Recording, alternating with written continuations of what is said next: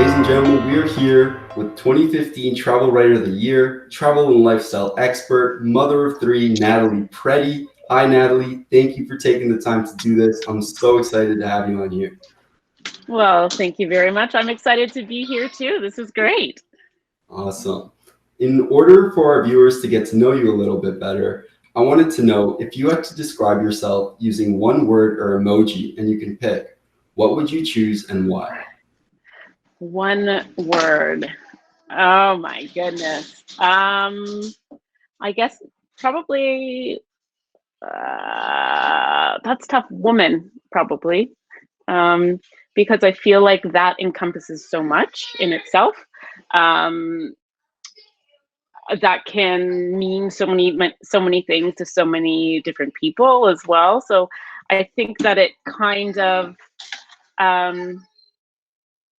I think woman, I'm a mom, I'm a sister, I'm an aunt, I'm a wife, I'm everything. So I think yeah, I'm gonna go with that. I'm gonna go with woman. I like that. Very powerful. I like your reasoning behind it too. Not just powerful, but it also makes sense. So you're an on-air travel and lifestyle expert, as well as a freelance writer and columnist. Can you tell me more about what your role is and maybe a little bit about the path that you took to get where you are? Yeah, so I love my job. When it comes to, what you tick in the box in school, what do you want to be when you grow up? I mean, this didn't really exist when I was doing that. So I kind of made my own thing. I started out I went to university in England and worked in media over there, in radio. Have always had an interest in the media. And so I kind of knew that's where I wanted to end up. And moved back to Toronto after living in England for about 8.5 years. And thought, how do I even get started here? So just started writing for different blogs, always saying yes and getting involved in everything that I could get involved in.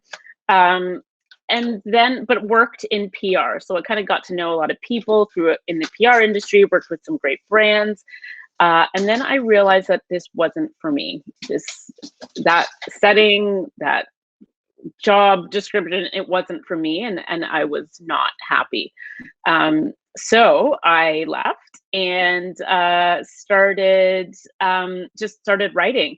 And then I'd say the pinnacle moment was when I was offered a trip to Kenya to write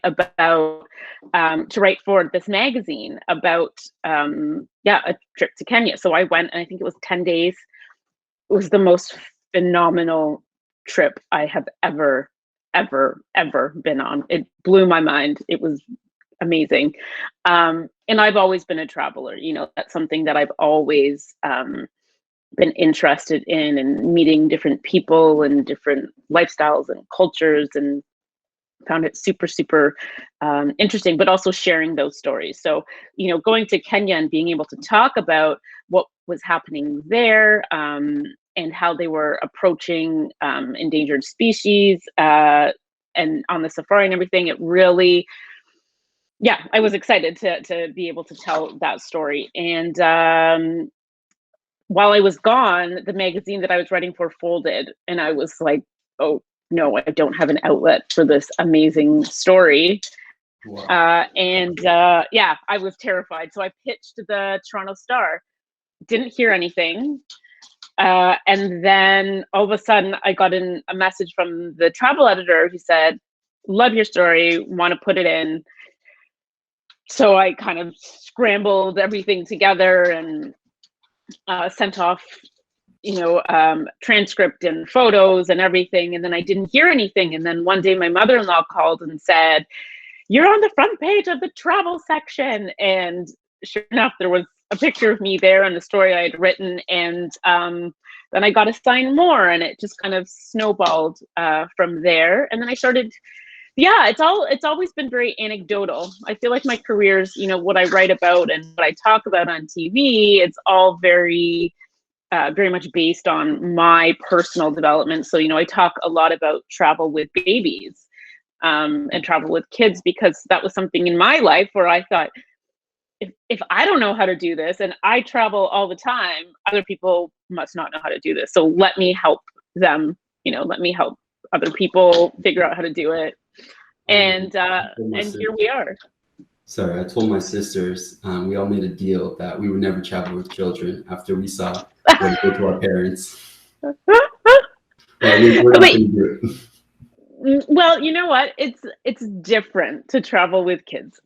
There's a space for all of it. There's a space for traveling with your partner. There's a space for traveling on your own. And there's a space for traveling with kids, which I sometimes call parenting in closer proximity to water, which can be just as awful. But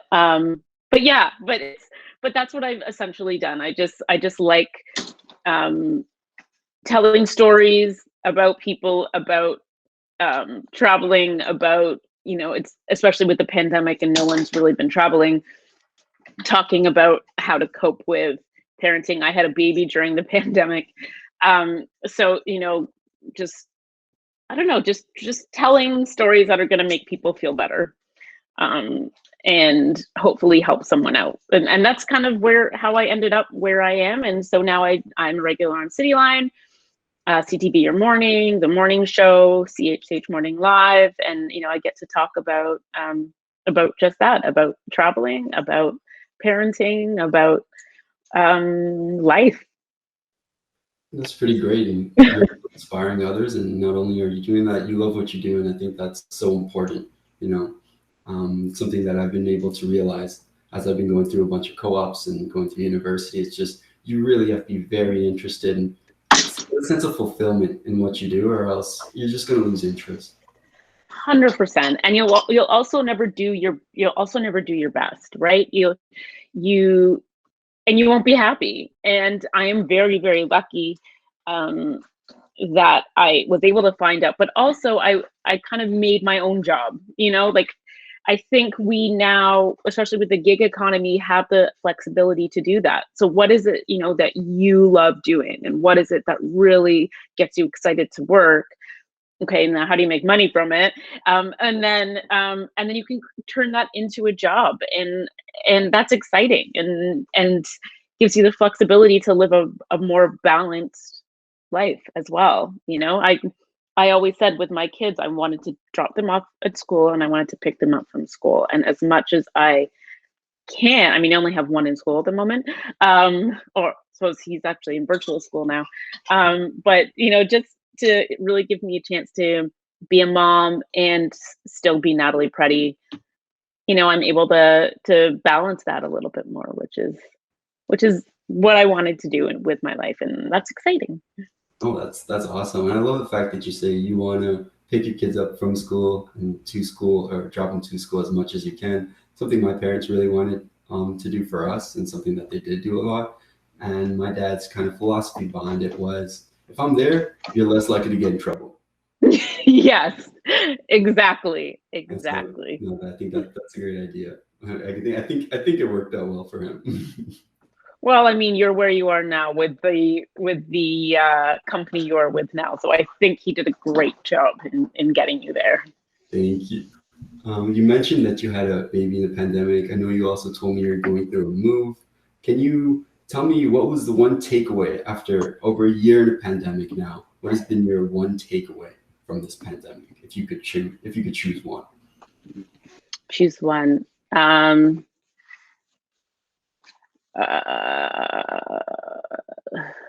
Oh my goodness.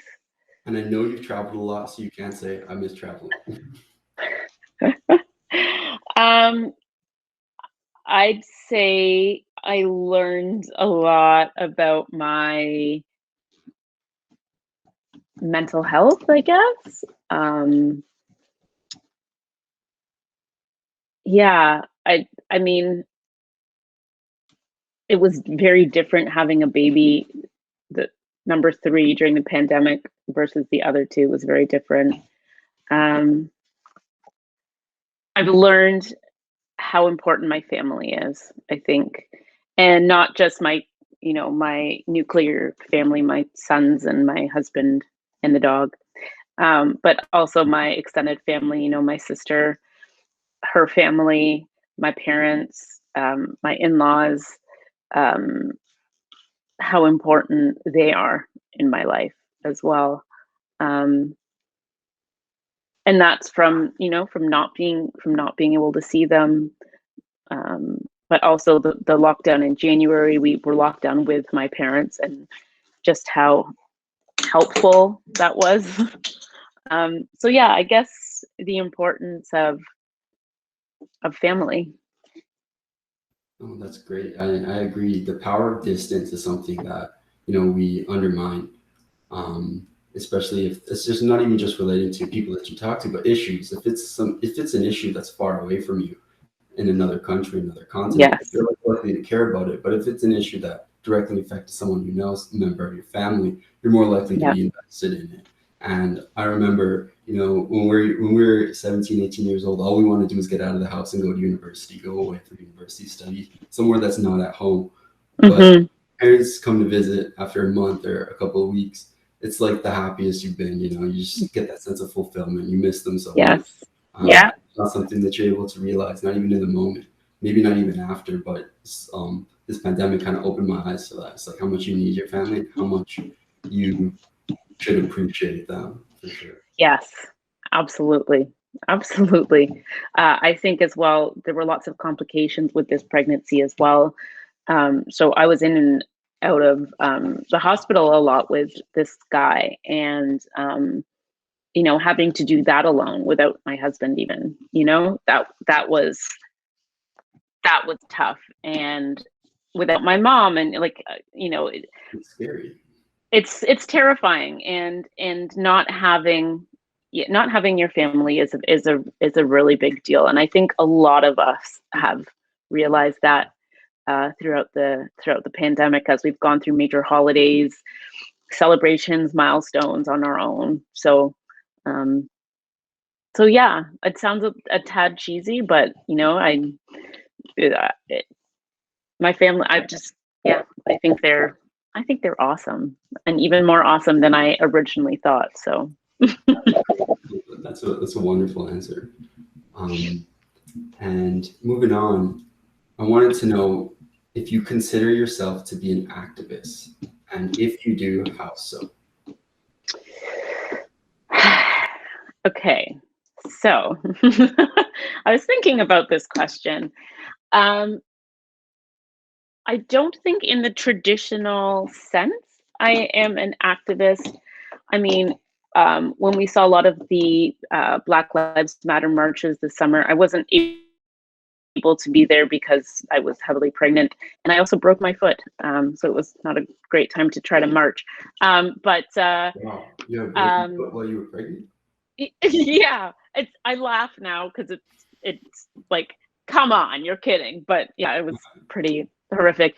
But it mainly stopped me from being physically present at marches, which I wanted to be at. I don't think I'm an activist. However, I did realize the platforms that I have and how they can be used to further something that is important to me. And for me, that has been Black Lives Matter, but also talking about biracial kids and just kindness, you know, bias, systemic racism, you know, everything that has been hovering in the background forever. Um, Forever. I forever. I then saw that, yeah, this is yeah, that there is I have a responsibility to use my platforms for good. Um, so I wouldn't say that makes me an activist, but I do feel like I have some sort of social responsibility. Does that Right. answer your question? No, I think that as soon as you recognize that you have a platform and you start using it for good, you can consider yourself to be an activist. Natalie, that is why I asked you. I think you are an activist. You should give yourself more Oh, credit. You're doing some great stuff. You're doing some really great stuff. thank you. Thank you. It's not going unnoticed. And so I know you mentioned Black Lives Matter and biracial children growing up. Would you say those are the topics you're most passionate about speaking up against? Yeah, I mean, overall bias, yes. Um, because I just feel like so many people come to decisions with so little information and just from a place of ignorance.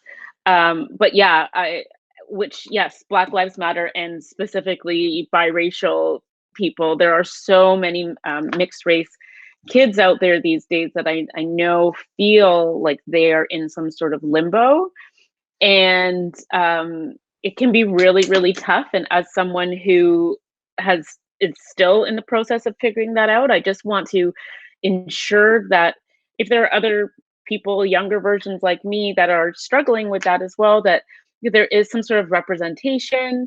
There is some media out there that they feel they can connect with, they can speak with. Any parents raising biracial children, I know for me growing up, I didn't know anyone who was older and biracial. There's been no one to show me the way. So I'm hoping to, at least provide some guidance, start some conversations so people can feel like that, there is someone they can ask that can give them some help. And of course, amplifying voices. I think, as I said, when it comes to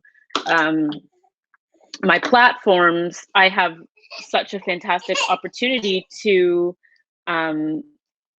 with Black Lives Matter, to amplify all these voices that for so long have been silenced. And sorry, I just need to pick up this baby. There's been so many voices that have been silenced for so long, and I feel, I have the opportunity to tell them. So yeah, that's probably where my focus lies in Black Lives Matter, in amplifying BIPOC voices. And I don't like BIPOC. It sounds, I wish we had a better word, but there are studies into that word and how it's already beginning to marginalize those individuals just because you're putting them all into the same category. Exactly. Indigenous peoples, First Nation peoples, we just consider all of them to be the same. There's so many different peoples out there, many different groups with different cultural beliefs, so many different stories, right? Like there are, and that's one thing that, I said before, and my sister and I were talking about this, and it's, and from a place of being biracial, there are universal experiences that are Black, and there are universal experiences that are white, and then there are universal experiences that are biracial. But there are also so many different stories within those sections as well that make us all so different. And I think, we need to tell them. We haven't told them, and especially in Canada, where we are very, holier than thou when it comes to how we feel, we are around social issues and cultural issues.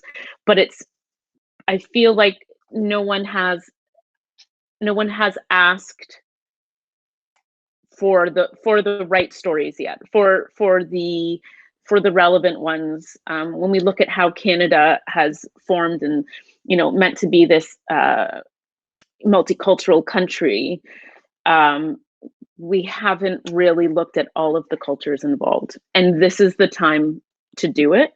And that's what I really want to do. I just want to, help find the Black joy, the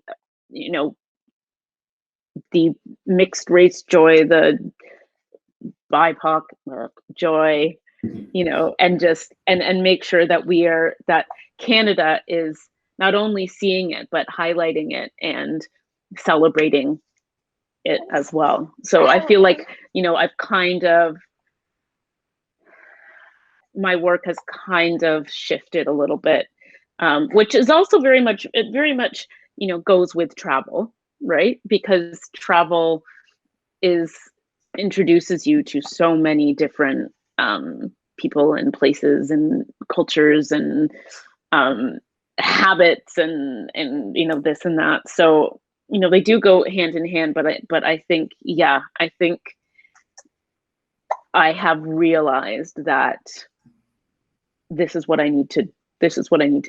This is Right. yeah.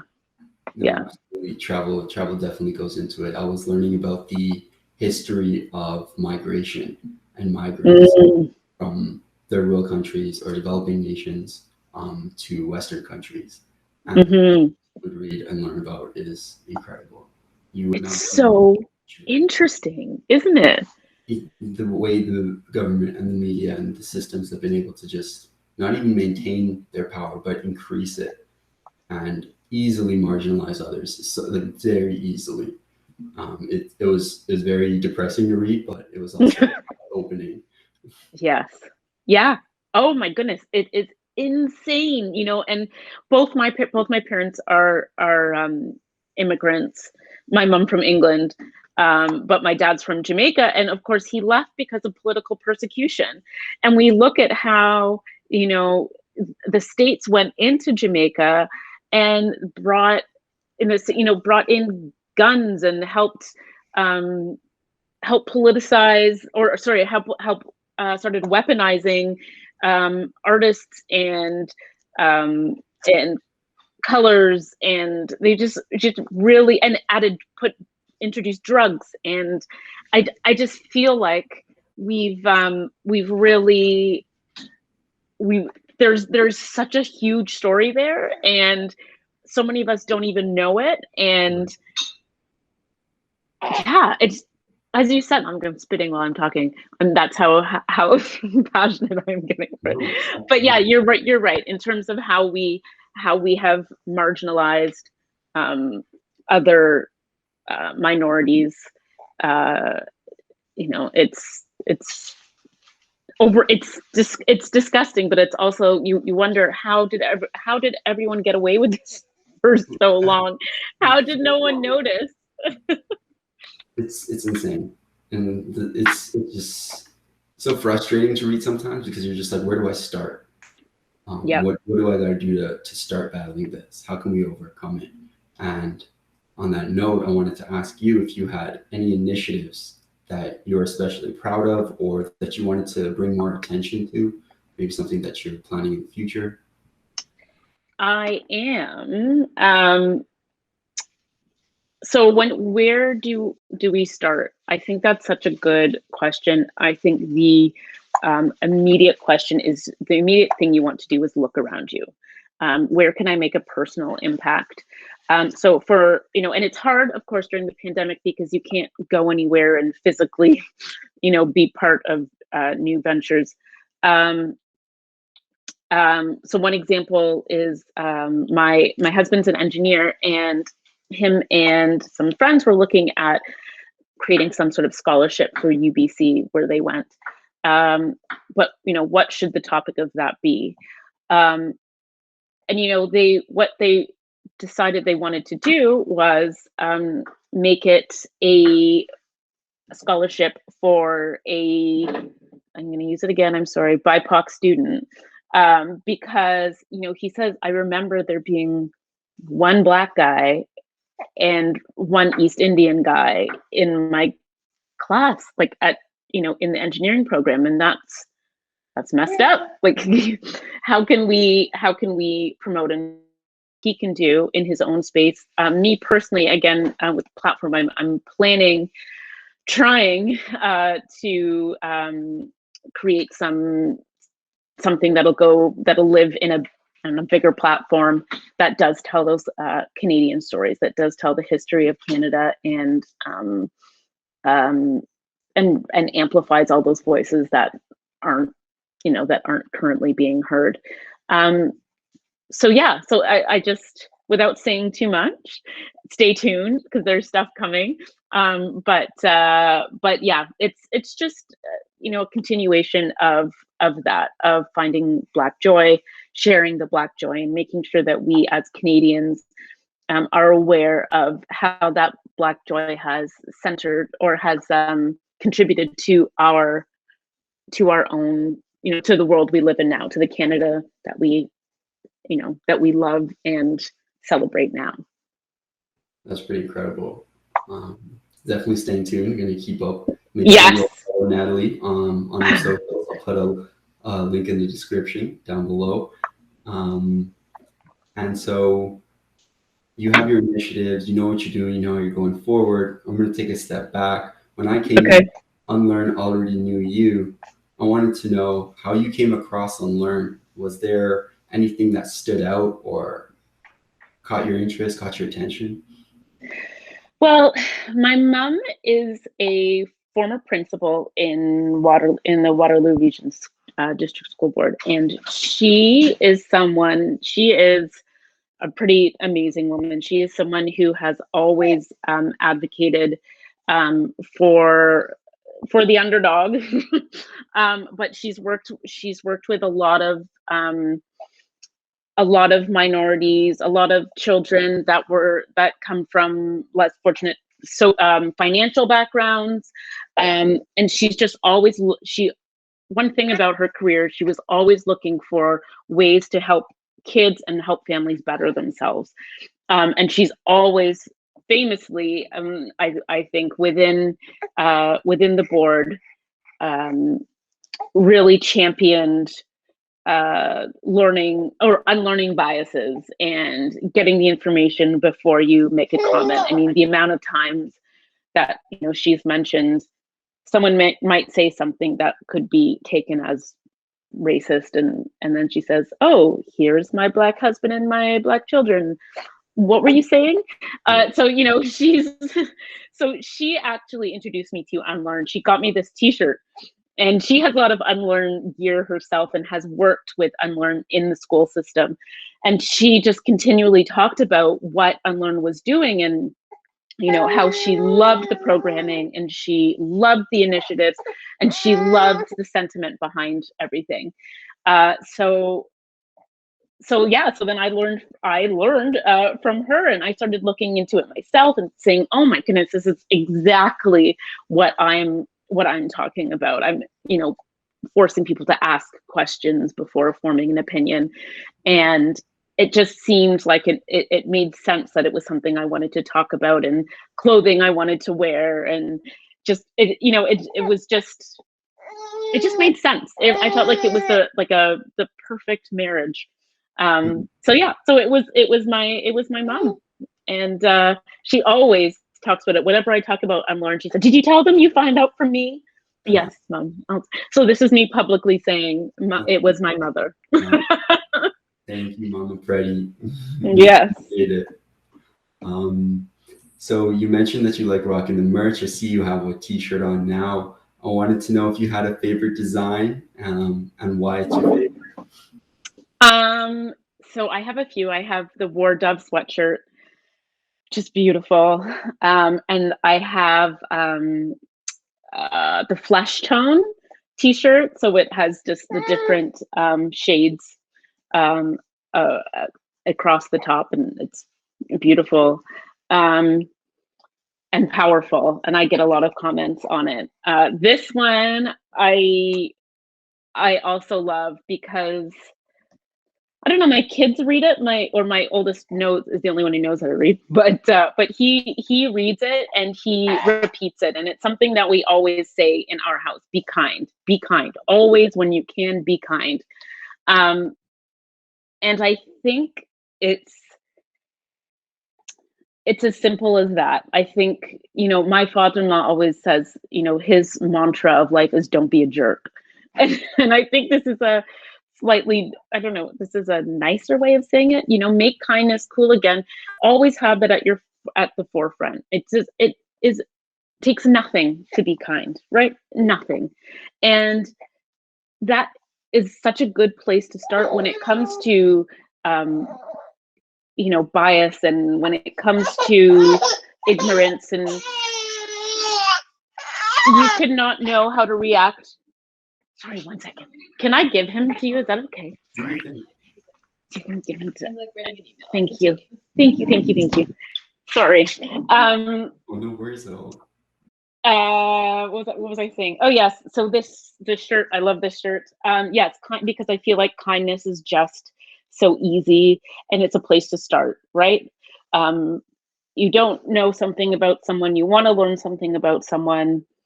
Kindness is always a place to start, and it's easy, and then we can all go from there. All right, I love that message too. I think my favorite shirt would have to be the cage brain. It's like this. Oh yeah.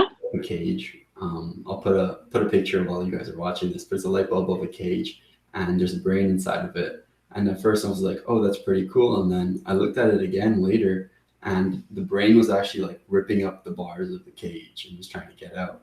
And I thought that was pretty interesting. It made me think about a lot of different things. Like, I'm someone who sometimes is trapped in his own head too much. So that one really resonated with me. But I absolutely agree. It's really, it takes nothing to be kind, and it's a great starting point. So that's really great. I love that. My last question for you is something that we asked on our socials. We have a question of the week every week. And this was, if you could create a globally celebrated holiday, what would it be? Oh, that's a good one. I mean, there are already so many great ones. We're currently, and by we, it's more of like the Queen's we. There is a bill to try and have a Caribbean Heritage Month Day, or month. I think it might be a month in October, which would be very cool. But in terms of my own holiday, oh my goodness, we have International Women's Day. There are things that I would change about existing holidays.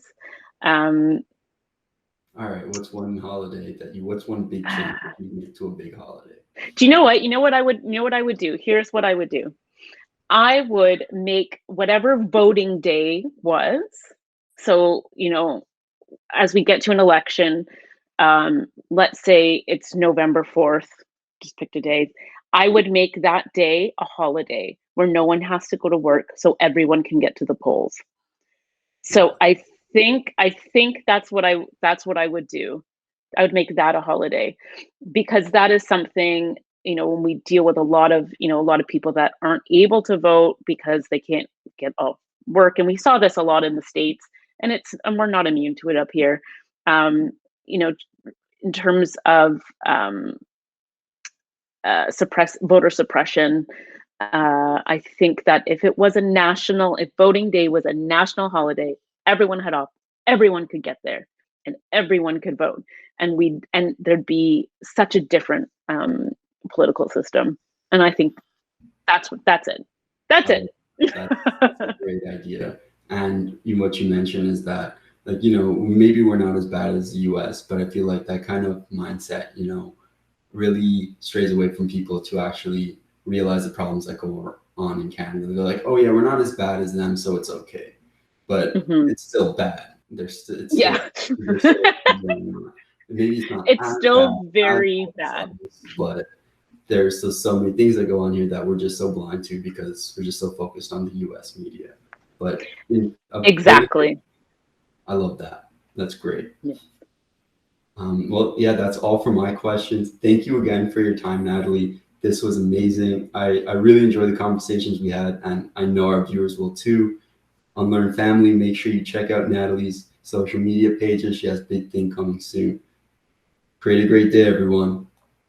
Bye.